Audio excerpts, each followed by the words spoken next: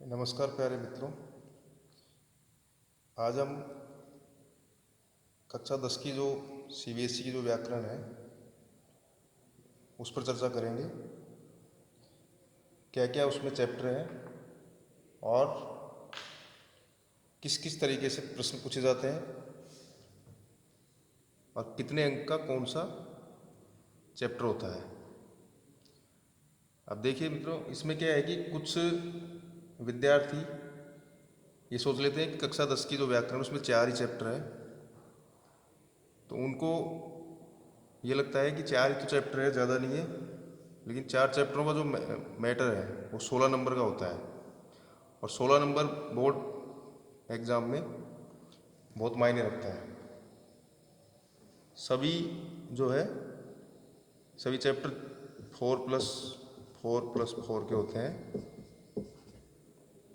और ये कुल 16 नंबर का मैटर होता है। अब इसमें सबसे पहला जो है वो है रचना के आधार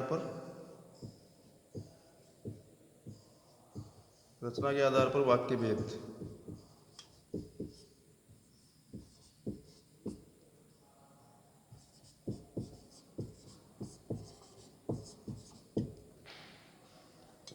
ये जो है 4 नंबर का होता है और इसमें से 4 क्वेश्चन पूछे जाते हैं। अब जो वाक्य भेद है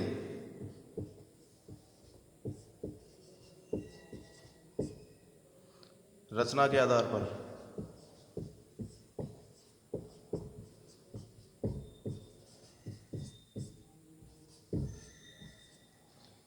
इसमें जो है क्वेश्चन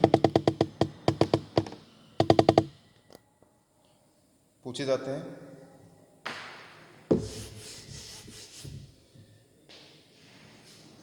हमें क्या लगता है कि जो क्वेश्चन पूछे जा रहे हैं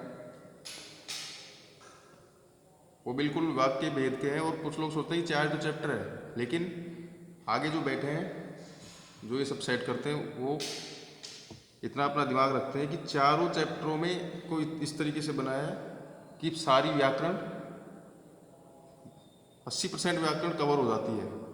लेकिन बच्चों को लगता है कि 4 तो चैप्टर है। तो देखिए, रचना के आधार पर वाक्य भेद है। वाक्य भेद जो है अर्थ के आधार पर और रचना के आधार पर चलते हैं। अर्थ के आधार पर कक्षा 9 में चलते हैं। कक्षा 9 में जो है अर्थ के आधार पर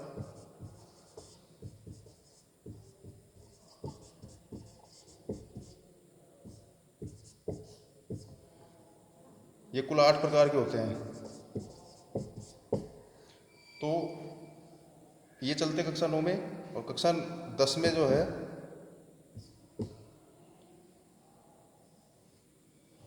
रचना के आधार पर चलते हैं और ये 3 प्रकार के होते हैं। 3 प्रकार के होते हैं: सरल, संयुक्त और मिश्र।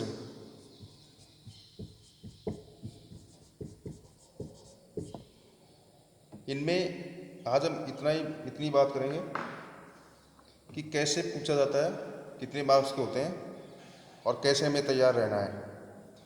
तो देखिए, सबसे पहले तो आपको वाक्य की परिभाषा पूछी जा सकती है। सबसे पहले जो है परिभाषा पूछी जा सकती है। तो परिभाषा ऐसे डायरेक्ट नहीं पूछेंगे कि वाक्य की परिभाषा बताइए।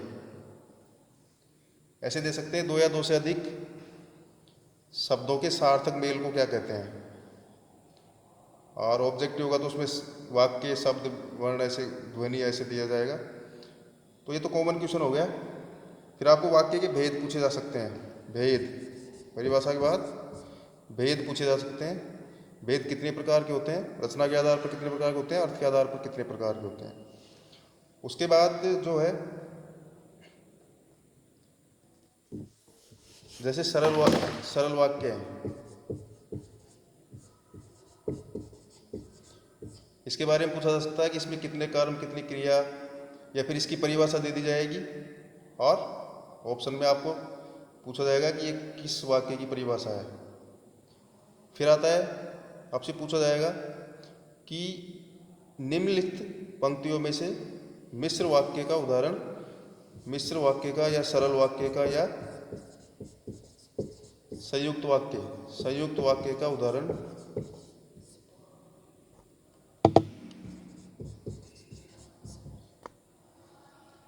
छांट कर लिखिए। या फिर आपको पूछा जाएगा, एक वाक्य दे दिया जाएगा,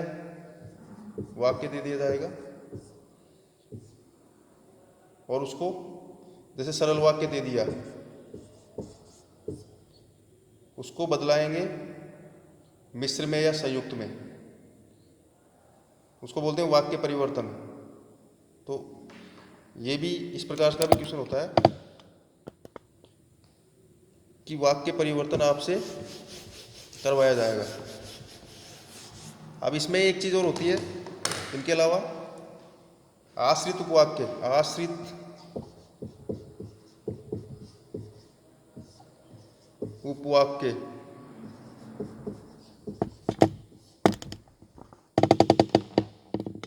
आश्रित उपवाक्य, इसके भेद पूछे जाते हैं। संज्ञा, आश्रित उपवाक्य, सर्वनाम और क्रिया विशेषण। इस प्रकार से आपको इसके भी भेद पूछे जा सकते हैं।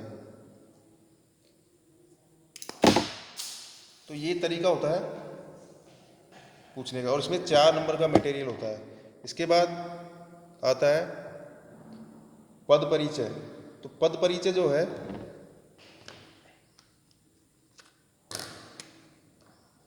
उसमें भी 4 नंबर का मैटर है पद परिचय में।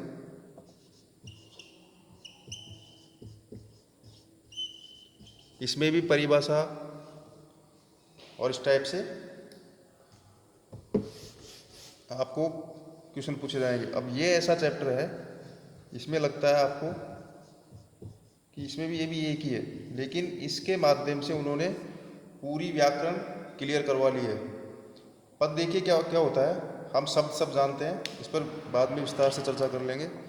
और आप लोग इनसे संबंधित जो नोट्स है डिस्क्रिप्शन बॉक्स में डाल दिए जाएंगे, तो वहाँ से आप लोग ले सकते हैं, या इस टेलीग्राम पे भी मैं इसको भेजता हूँ, तो वहाँ से भी ले सकते हैं, कोई इशू नहीं है। तो पद परिचय जो होता है उसमें क्या होता है, इसके माध्यम से पूरी व्याकरण कवर करवा ली जाती है। इसमें पद, सबसे पहले हमें पद के बारे में जान लें। जो शब्द होते हैं, शब्द तो हम जानते हैं, जैसे ये दोनों शब्द है, ये पद भी शब्द और परिचय भी शब्द है।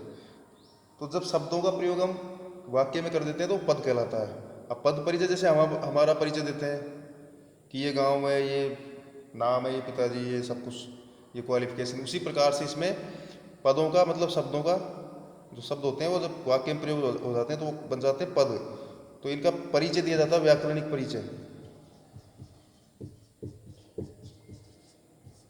ये व्याकरणिक परिचय दिया जाता है जिसमें संज्ञा,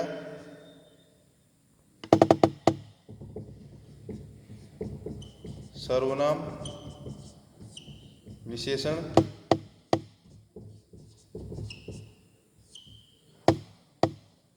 क्रिया आदि सभी चीज़ें, इसमें सारी जो चीज़ें हैं वो इनका परिचय होता है। तो ये एक ऐसा चैप्टर है जिसमें आपको पूरी व्याकरण का ज्ञान होना जरूरी है। आपको लगता है ना कि 4 चैप्टर 10th में, तो ये एक ऐसा चैप्टर है जिसमें पूरी व्याकरण का ज्ञान होना आपको जरूरी है। जब पूरी व्याकरण का ज्ञान अगर आपको होगा तभी आप इसको कर सकते हैं। अब इसमें प्रश्न जो होते हैं उनका तरीका देख लीजिए।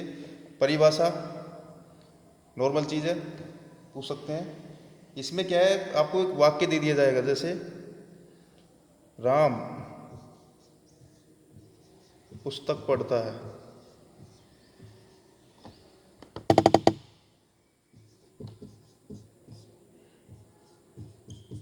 अब इसमें राम को अंडरलाइन कर दिया जाएगा और पूछा जाएगा कि इसका पद परिचय दीजिए। इसका पद परिचय पूछा जाएगा।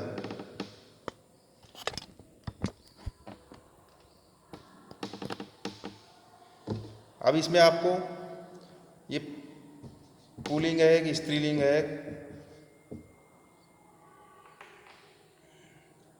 कौन सी संज्ञा है, व्यक्तिवाचक है, जातिवाचक है, संज्ञा सर्वनाम, जो भी सारा आपको जब संज्ञा सर्वनाम विशेषण सब आप जानते हो, जब आपको नॉलेज है उनकी, तभी आप इसका आंसर दे सकते हैं।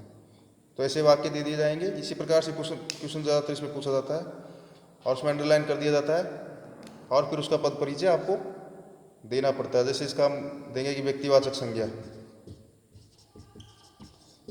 पुल्लिंग, इस प्रकार से आपको पद परिचय, इसमें भी 4 क्वेश्चन होते हैं और ये भी 4 नंबर का होता है। इसी प्रकार से वाच्य होता है। वाच्य जो होता है उसमें भी 4 क्वेश्चन होते हैं। वाच्य, जिसका शाब्दिक अर्थ है बोलने का विषय,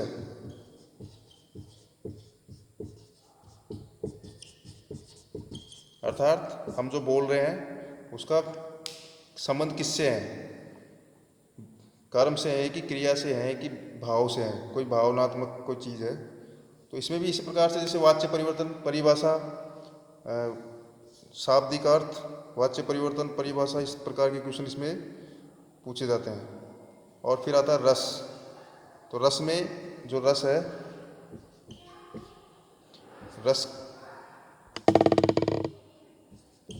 रस में भी उसके भेद, परिभाषा और स्थायी भाव, उद्देश्य, विधेय, सभी प्रकार के जो क्वेश्चन होते हैं, तो उसमें भी 4 क्वेश्चन होंगे और वो आपको डीप में जाकर जब इनकी पढ़ाई करोगे तो सभी प्रश्नों के आंसर आप दे सकते हैं। तो इनसे संबंधित जो नोट्स हैं समझने के लिए, इसका आगे हम प्रत्येक चैप्टर वाइज वीडियो भी बना देंगे, तो इसमें डिस्क्रिप्शन में मैं डाल दूंगा, वहाँ से आप देख सकते हैं। और इनसे संबंधित फिर आप गूगल फॉर्म पे टेस्ट सीरीज है मेरी बनाई हुई, वो भी आप वहाँ से हल कर सकते हैं। तो आप डिस्क्रिप्शन में इसको देख सकते हैं। फिर प्रत्येक चैप्टर का हम उस पर पढ़ेंगे। और इस प्रकार से हिंदी से संबंधित जैसे रीट हुआ, शिक्षण विधियाँ हुई, सभी प्रकार के ये जो वीडियो है जो आपके काम आ सकते हैं, 10th वाले बच्चों के भी, आपके बड़ी क्लासों के भी, सभी प्रकार कॉम्पिटिटिव एग्जाम जो दे रहे हैं उनके, तो वो आप इस पर देख सकते हैं। ये हिंदी ज्ञान का पिटारा नाम से जो ये चैनल है, इस पर आप देख सकते हैं। तो ये छोटा सा प्रयास है, अभी शुरुआत है, और इसी प्रकार से आपको वीडियो ये मिलते रहेंगे।